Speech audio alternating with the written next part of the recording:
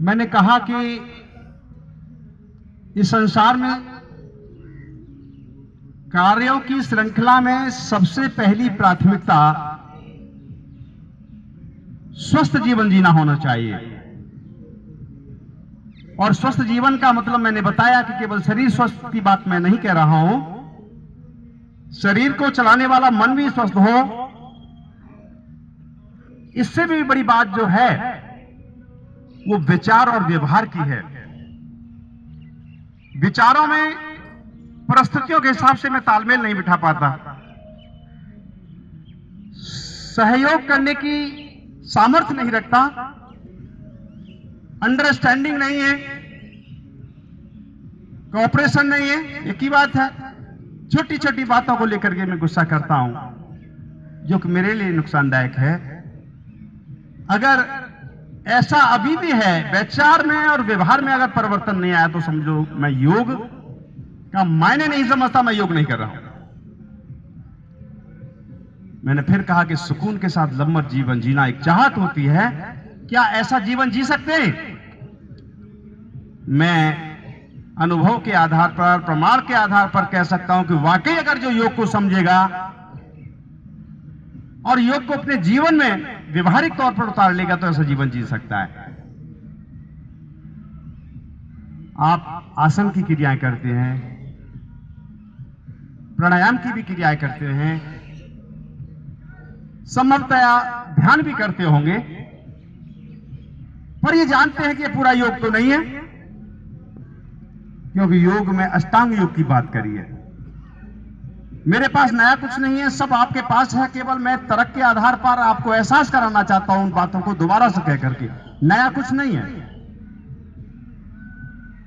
अष्टांग योग मतलब महर्षि पतंजलि ने 8 अंगों का नाम दिया, और अंग का बड़ा महत्व होता है। शरीर का कोई भी अंग अगर मेरे शरीर में नहीं है तो पूर्ण नहीं है। उसी तरह से अगर मैं 8 अंगों में अगर यम और नियम का पालन नहीं करता, जिसमें ऐसे जीवन मूल्य हैं, वही व्यवहारिक बातें हैं, अगर मैंने उनको ठीक नहीं किया तो बस समझ लो न मैं खुद चैन का जीवन जी सकता हूं, न दूसरों को दिशा दे सकता हूं। मॉडल बन जाए हम। मेरे विचारों को, मेरे व्यवहार को कोई पीछे तारीफ करे, पति के रूप में हूं तो पत्नी, साधक के रूप में हूं तो सभी दूसरे, केंद्र प्रमुख हूं तो मेरे साधक मुझे किस रूप में दिखें, मैं क्षेत्रीय अधिकारी हूं तो किस रूप में देखें, जिला अधिकारी हूं तो किस रूप में देखें, मेरे प्रति उनका नजरिया क्या है। ये बहुत मायने की बात है, आप विचार करिए। संसार से कल सपोज करो कि मैं चला गया, आज चला गया, हो जाता है जिंदगी में। आजकल जीवन का पता नहीं, मेरी पत्नी मुझे किस रूप में याद करेगी, मेरे मित्र, मेरे संबंधी, योग से जुड़ने वाले मुझे मेरे प्रति क्या नजरिया रखेंगे। याद तो करेंगे, एक अच्छे रूप में करेंगे। बहुत बड़ा व्यापक विषय है योग की बात, आप सब ज्ञानी हैं। छोटी 1-2 बात मैं कहूंगा। मैंने ये कहा कि स्वस्थ शरीर की, स्वस्थ जीवन की बात कर रहा था मैं। स्वस्थ जीवन में केवल स्वस्थ शरीर की बात हम लेके चलते हैं थोड़ा सा। स्वस्थ शरीर के लिए मैंने फिर कहा कि आप आसन करते होंगे, प्राणायाम करते होंगे, और कहते हैं कि मैं भोजन भी ठीक करता हूं जी, उसकी मात्रा ठीक है, गुणवत्ता ठीक है, समय से लेता हूं। हो सकता है दिनचर्या भी ठीक हो, मगर इसके बावजूद भी मेरे शरीर में विकार है, बीमारी है, कारण ऐसा हो सकता है ना। इसके पीछे साइंटिफिक कारण आप समझिए। वही है जो मैंने पहले बताया कि मेरे शरीर के अंदर, शरीर को स्वस्थ रखने के लिए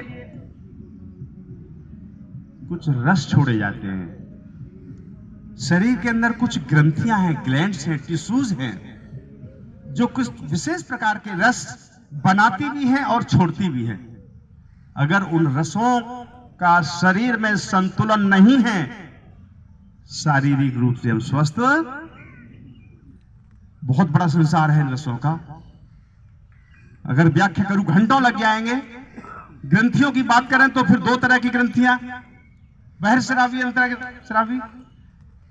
रसों की बात करें तो कुछ ऐसे रस जो सीधे भोजन में मिलकर भोजन को पचाने में बड़ा योगदान देते हैं। अगर वो रस नहीं भोजन में संतुलित मात्रा में जाएगा तो भोजन ठीक से पचेगा नहीं, पोषणता ठीक से मिलेगी नहीं, निष्कासन ठीक से होगा नहीं। बोलो यह है।